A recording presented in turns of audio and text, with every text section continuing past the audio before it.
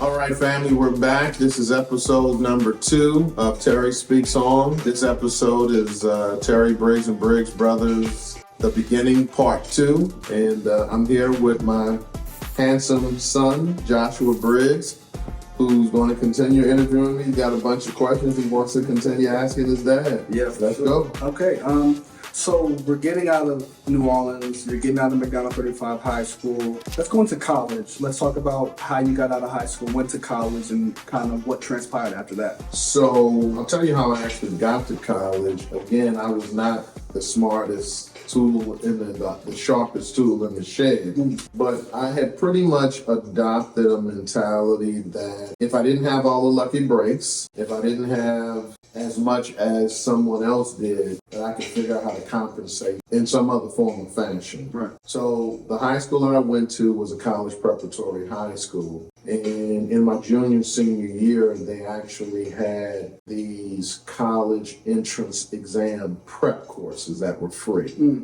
These courses were available to kids after school, and they taught you actually how to take the ACT exam, the SAT exam, the college entrance exam. Understood. And I attended it, and as a result, I actually did pretty well on the ACT.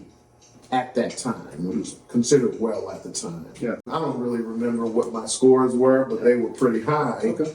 And they were so high that I started getting offers from colleges and universities around the U.S., even offers from colleges that I never even applied to. Oh, wow, okay. Yeah. They would write me letters and say, we'd like to offer you a full academic scholarship, room and board. When I graduated high school, I actually had 21 academic scholarships. And Did that feel overwhelming at the time? Like, no, I was actually proud of it. Yeah. To have so many choices to go to college, because I knew my mom and dad, my stepdad at the time, but I call him dad because he took me from the time I was 9 or 10. Yeah. I knew they couldn't afford it. Yeah. And I knew pretty much the only way I was going to go was have a scholarship or a music scholarship, play in the band, or join the ROTC or something like that. yeah. And so had those scholarships, had a bunch of opportunities to go to college. Another person that was instrumental in my life was my high school counselor. What was his name? His or her name? Miss Dillon. Miss Dillon. Okay. Miss Dillon. For people who went to McDonald 35, and if you ever had Miss Dillon as a high school counselor, I would say that of all the people I've ever talked to, she was probably the best counselor that any kid could ever have. Was she just persistent in pushing you to, Yes. to reach those goals? She was like your mom during the school, and she pushed you, and she pushed me, Yeah. and she understood me. Yeah. And she wrote me letters. You have to have the letters that you send in to college, recommendation letters. Yeah. She wrote those, or she got people to write them for me. She was instrumental in me taking that course, and she was also instrumental in me getting these recommendation letters into these colleges. At the time, you had to pay a fee to apply to a college. And I forget how much the fee was, whether it was $25, $75, whatever. Yeah. Fairly low cost, but we didn't have it. Yeah. And so she would write me the fee waiver form. Understood. And that's how I was able to apply to all of those colleges. So it wasn't like I was this smart kid. Yeah. It's just that Miss Dillon helped me apply by writing all those waiver letters. Yeah. And so for as many colleges as she helped me write waiver letters for, I just applied. Yeah. I didn't have any fees to pay. Yeah, for sure. But nevertheless, when I graduated, I had a bunch of academic scholarships. I actually entered into a program called Inroads. For people family who may be watching this. Inroads is a program that's still around today, but at the time it was new to New Orleans in the late 80s. And it was basically a program that would take kids like myself, minority kids, black and brown kids, and put them into corporate America as summer intern jobs. Oh, that's interesting. So my very first corporate job, I worked at American Bank and Trust in downtown New Orleans, and I worked that job the summer after my senior year and into right before my freshman year. And so I wasn't. it was interesting. At the time, my major was supposed to be an undergrad in finance. Okay. And that experience shaped me. I ended up graduating with a degree in computer science. That's undergrad in finance. Right. That's a whole nother story. Yeah. But basically, this was a time when banks in the late 80s were beginning to merge. Understood. And bank mergers, and basically the community savings banks were going away. Yeah. This is when the Resolution Trust Corporation was basically helping all these insolvent banks that had done a whole bunch of bad real estate loans, get out of business. Yeah. And so it was a funny time in the finances of America because there was a lot of community banks. Right now, you know Bank of America or Capital One or something like that. But in the 80s, it was 100 banks, not just 5 or 6 main banks. Yeah. And then they started merging and buying each other up. Things changed with laws on what they could charge money for. And it's kind of technical, but nevertheless, the banking landscape changed. Understood. And I was there to watch it as a young 18-year-old. And I had a very good mentor. I remember his name, Craig Hubbard. Yeah. He was the comptroller at First American Bank and Trust. And this was the time when banking was the good old boys. Right. And what I mean by that is that the way things were done was different than the way things are done now. Yeah. So I remember as an 18-year-old working for Craig Hubbard, and every day at 3 p.m., he would put a bottle of wild turkey on his desk. Yeah. So the presidents would go golfing. Or maybe go with their girlfriends, and then the other people would start drinking shots of whiskey and bourbon and whatnot. And he actually offered me some whiskey when I was 18. I wasn't drinking at the time. And I remember he told me this. He sat me down and I said, Craig, I'd like to get your advice. I said, I'd like to make some money in my life. He said, you want to make some money in your life? I said, yeah. I remember he pulled the bottle of wild turkey out, put out 2 glasses, poured 2. I didn't drink. Yeah. And he drank both of them. He said, if you want to make some money in your life, get out of banking. I'm interning at a bank. Yeah, that's interesting. And he tells me get out of banking. He was right. But, long story short, I had these scholarships. I was in Inroads. I ended up, it's a long story how that happened. Yeah. I actually was supposed to, I was actually going to be staying in New Orleans to what I thought was marry the love of my life when I was 18 years old. I didn't know this. I don't think I ever told you that. I never heard this. But I was 18 and I was in love with someone that I went to high school with. And I had all these scholarships all around the nation. And at the time, I actually was going to be not going away to college to live in New Orleans. I was a graduating senior. She was a junior entering her senior year, so she was 1 year below me. And I wanted to stay in New Orleans to be with her. In the summer before college, she broke up with me. She broke up with me. And that's a very interesting story. She broke up with me, broke my heart. 18 years old, broke my heart. Now I'm off. I'm leaving New Orleans. That's how I ended up leaving New Orleans. Other than that, I've been in New Orleans. But I was in love with her in high school. When she broke it off with me, her mom. Now I know the story. Her mom told her to break it off with me. Her mom told her that, he's going to go away to college and he's going to have fun. And you're going to get your heart broken by having a boyfriend that's a freshman in college and you're a senior in high school. And you just need to break it off right now. And she did, broke me up, and I moved to Atlanta. That's how I moved to Atlanta. That's interesting. Where'd you go to in Atlanta? What school did you go to? So I started out at Clark Atlanta University. And I moved in to 201A Brawley Hall. My roommate at the time, his name is Luthuli Butler. It's interesting how I remember all these names when I'm talking to you. I can't remember many other times. But Luthuli Butler was from Tennessee. His dad was the first African-American man to actually run for governor of the state of Tennessee. But Lethuli was a very cool roommate, and my freshman year was his sophomore year, and the first semester of my freshman year was the first semester of his sophomore year, and he was actually pledging Alpha Phi Alpha. Oh, okay, understood. So whenever the guys who were pledging needed a break or needed to escape, they would come to his room and sleep in my bed. Oh man, Sleep in my bed. It was a bunk bed. He slept at the top. I slept at the bottom. And you know, I'm a freshman, and I'm coming in between classes to go take a nap. And you know, all of his line brothers is laying in my bed. Oh man, sweaty and nasty. Oh Yeah, so I was at Clark, Brawley Hall, but this is 1989. The Cosby Show was still on TV.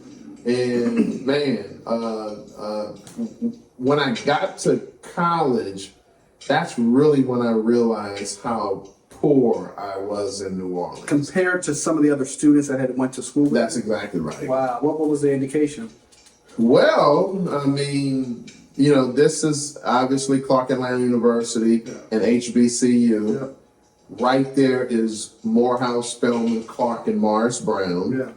Most of the kids were from very successful black families. Some of them were from successful families from Africa. Wow. Yeah, I mean, I went to college with a guy by the name of Msuke Nkomo. And his grandfather is Joshua Nkomo, one who is considered the father of Zimbabwe. Oh, wow. He was the vice president of Zimbabwe under Mugabe. Oh, wow. But he was a warrior that helped fight for the freedom of Rhodesia, which then became Zimbabwe. But Sook was a friend of ours. And I remember one time his grandfather came to Atlanta. It was like coming to America with the limos and the furs, and it was crazy. But I met these people that had all of these resources that I never knew black folk had. I thought the Cosby Show was just a show. Just a TV show. Didn't know anybody that lived like that. Exactly. Right. So when I got to Atlanta, I met people that lived like that. I met people who had, by the time we got there at 18 years old, these people had traveled around the world, had lived in foreign countries. And this was an eye-opening thing for me. Because it really made me understood how poor I was, and I think I may have shared this with you. My mother, who is a beautiful person and did everything that she could for me, I always joke that she did her best to try to send me some money my freshman year in college. This is 1989. In my freshman year, first semester, she sent me a check for $15. In the second semester, she sent me a check for $10. So how did you make money in school? How did you? I had to work. I had to work. So my first job in Atlanta, I worked at the East 48th Street Deli. This was an interesting. It was actually in underground Atlanta. And a good friend of mine, her name is Tamika Walker now, but at the time it was Tamika Collins. She actually had gotten a job at this sort of Italian deli and made hoagies and sandwiches. And she got me on there. And I started working there. And you probably were able to eat for free too, which was good. Nah, I wasn't no eating for free. Oh man. No sneaking hoagie? No, man. So I was from New Orleans, so I was used to eating po' boy. So the whole hoagie thing, I wasn't down with a hoagie. Like, I didn't even know what that was. Right. And even though I'm making them for people, I'm like, this ain't a catfish po' boy. This ain't a shrimp po' boy. So I didn't really eat that. There was a meal at college, at school, and so I ate at Clark. Gotcha. And one thing I do remember is that in 1989, the food at Morehouse was horrible, and the food at Clark was very good. Oh, okay, gotcha. Comparatively. There were people who complained about food at Clark, like all people who complain about food at college. Right. But man, for me, I was like, there's some This- damn yeah. good food. Yeah. And I figured out how to make friends with the older ladies that work the cab For sure. and get an extra plate or something. Yeah. So that's how I ended up in Atlanta. My girlfriend broke up with me my senior year, and I was so heartbroken that I wanted to get away. In fact, when I had decided I was going to leave college for Atlanta, I had decided it was going to either be Atlanta, Orlando, and I forget what the other city was going to be. So I actually decided to go to Clark, Atlanta, not because of Clark, Atlanta. I wanted to move to Atlanta. Understood. At the time, You heard it's probably booming and everything. that's exactly right. Yeah. I was like, Atlanta is booming. Yeah. And at the time, Atlanta was like the top growing cities in the nation. Yeah. Kind of still is. Yeah. And Orlando was also one of the top growing cities at the time. Yeah. So I was really choosing a city Understood. because at that point I knew that I wanted to be in business or work in corporate America or something like that. So, So when you got out of college in Atlanta, where did you go and what did you do? After having all this experience, at least obviously working at a deli, you're obviously thinking to yourself, hopefully, okay, I want to get a better job. I have my degree. I want to move up in life. So the deli was where I worked my freshman year. I ended up transferring over to Georgia State University. When I transferred, I changed my major from finance to computer science. I actually had a mentor. His name is, I think he's still alive. His name is Clayton Van Levy. Jewish guy, lives in Houston. He worked for Texaco when I met him in high school. Oh, wow. Then he ended up working for an investment banking company called Howard Weil. He was an oil and gas research analyst. And I kind of wanted to be like him. I wanted to work on Wall Street and be a research analyst. And one night, weekend day, he took my call and I said, look, Mr. Van Levy, I want to work on Wall Street. Right. And he said, well, what's your major? I said, it's finance. And he said, well, you don't need a major, an undergrad in finance, and then because you got to have an MBA. Right. So if you do an undergrad in finance, then you do an MBA in finance, you'll be taking all the same courses. Yeah. This is 1990s. He's like, you need to get a technical undergrad. Yeah. And at the time, Georgia State didn't have civil engineering. So I actually pursued a degree in computer science. And ended up getting a degree in computer science, finishing an MBA in finance at Georgia State. And then around the time of my junior year, I actually started working for Southern Company. Understood. Southern Company is a holding company that owns Georgia Power, Alabama Power, Mississippi Power, Light, Florida Power. They own a bunch of utility companies in the Southeast.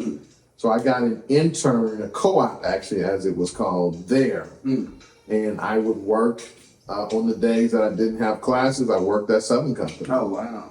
And I worked in their finance I was department. going to ask you, what did you do? Yeah. Actually, my first 2 years I actually worked in the computer and data security department. Understood. And then after that, I moved over to the finance department. Understood. And again, a great experience for a young person. I got that at Georgia State University. Yeah. Those experiences helped me figure out what I wanted to do. Unfortunately, when I graduated with my MBA, this was 94. Yeah. So this was I'm a big history buff. Okay. So George Bush 1, as I call him, was president from 88 to 92. And so the Bush recession had begun. Understood. And it was just tough to get a job in Atlanta. Now obviously we're 2024 America, comparatively speaking about current 2024 and then back then, you said 92, 94 area, how tough are we really talking? Are we talking about can't actually find a job, or are we talking about you have to move to a major city to get a job, or? Yeah, I can't actually find a job. Even with an MBA?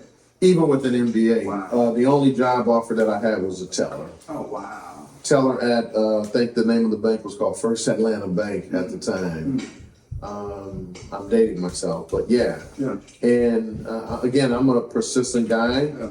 So I actually, at the time, there was no email. So you Yeah. couldn't email your resume. Yeah.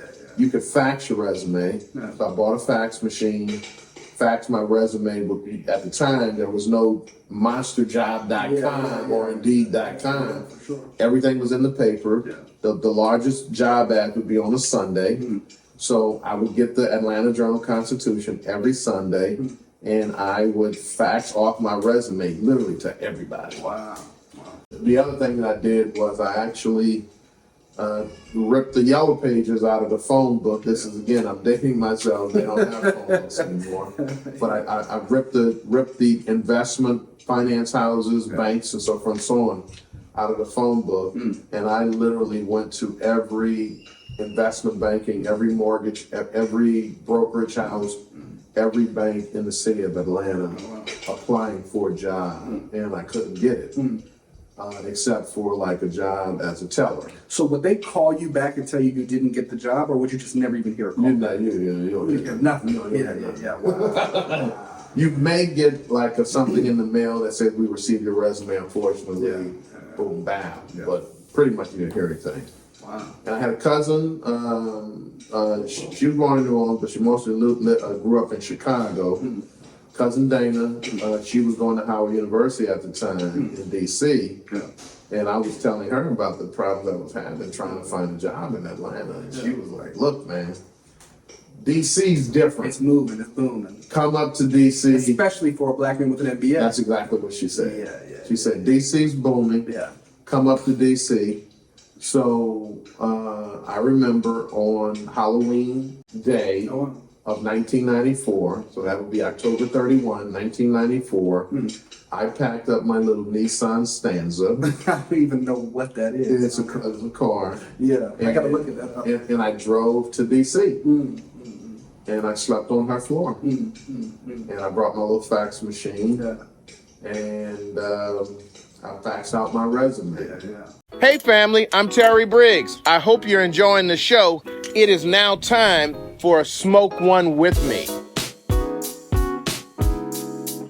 The Smoke One with me today is actually Woodstock Brown cigars. Woodstock Brown, again, is Dan Lewis. He's the founder and the master blender. These cigars are wonderful. The unique thing about Woodstock Brown cigars is that they are the only cigar that in America, besides his sister brand of Oro de Panama cigars, his cigars are 100% hand-rolled in Panama. So most of the cigars that you smoke in your cigar lounges or when you go to the cigar store, tobacco store to buy, you're typically buying Nicaraguan or Dominican cigars.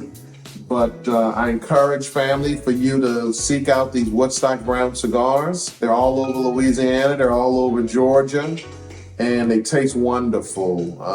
They are wonderfully handcrafted cigars. And that's a Smoke One with me plug, and that's another shameless plug. So right now we're gonna end this episode. We'll get into another episode in just a moment. I guess the next episode is going to be episode number 3. And what's the subject of episode number 3? Yeah, so we're still kind of dipping into the past, but we're going to go towards the present. We're going to talk more about the construction business. I know that's more the meat and potatoes of this. About Briggs Brothers, the inception, and everything that kind of came with that. All right.